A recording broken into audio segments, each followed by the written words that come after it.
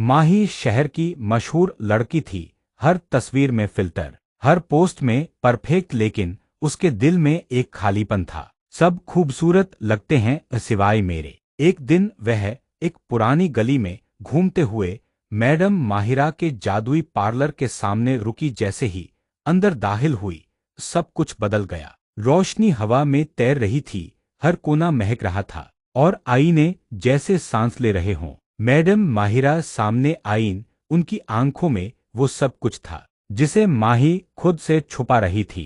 माहिरा बोली, यहाँ हर आईना तुम्हें वैसा दिखाता है जैसी तुम सच में हो देखना चाहोगी। माही हंसी, I already know I am beautiful. Mahira चुप रही और एक आईना उसकी तरफ बढ़ाया। जैसे ही माही ने झांका, वह चिल्ला उठी। चेहरे पर ना खूबसूरती, ना मेकअप, बस जलन, घमंड और अंदर की कालिख।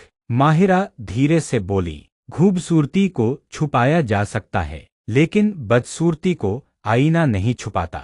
माही घबरा कर पीछे हटी और तभी वो आईना टूट गया। जब वह बाहर निकली, पार्लर गायब हो चुका था। बस उसके चेहरे पर पहली बार सच का साया था और शायद बदलने की पहली इच्छा भी।